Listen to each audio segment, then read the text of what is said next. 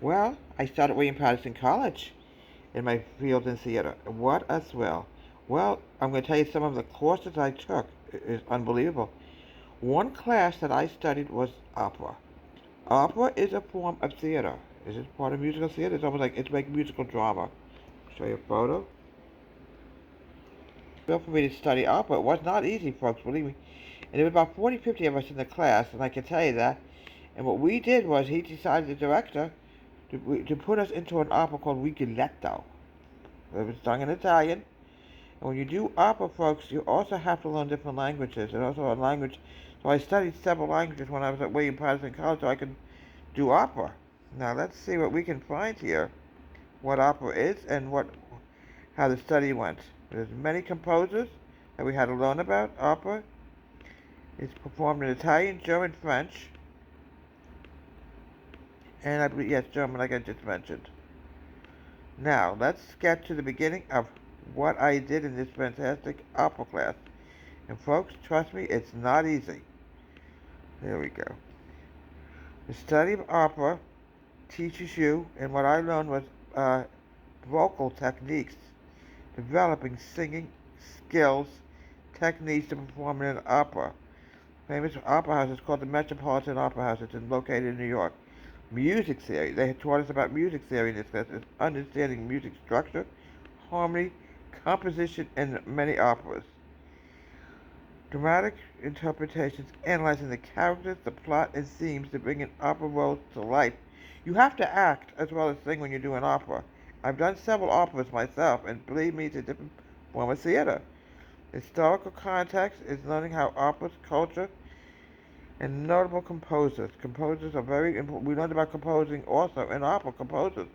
We learned about stage presence. You have to have perfect stage presence, movement, and be able to go with the other performers. Opera study pursues formal education workshops, private instruction, some notable institutions. Opera also studies programs include there are many schools that offer opera. I stayed at William Paterson, but Juilliard School I considered also as a possibility. It's located in New York.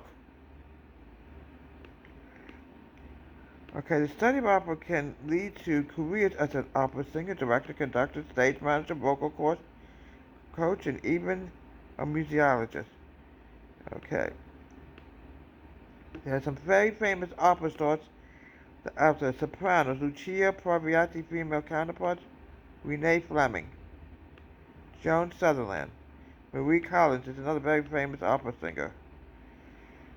Now the tenors are Lucia Pavarotti. He's very well known for a fantastic Italian tenor. Oh my goodness. Placido Domingo, Spanish tenor. Fantastic artist.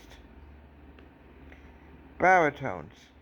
Brian Field, Domicha Homiyaki. Some of these names are really very difficult to say. Willard White.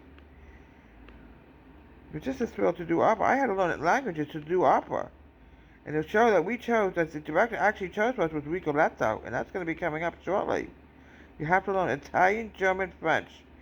Now, there's Italian operas, Verdi opera, for example, is a very dramatic opera, such as La Traviata and Rigoletto. We did Rigoletto, and we also did La Traviata. They came out late. They came out a little bit later. We had 5 nights of rehearsals. I can tell you that. La Boheme was written by Puccini, which I learned about, and sung in pure Italian. You have to learn languages to do opera. German was Wagner. Mozart, like the magical flute, was sung in German. Some operas you can do in English. Carmen was done in French. I can tell you that, written by George Bizet. We had to learn about that. We had to learn about all these composers. It wasn't easy, believe me. So, Russian, once in a blue moon you could do an opera in Russian, but it's a rarity. So here we have the first class I ever took at William Paterson, the study of opera. Deborah Theater, have a great day.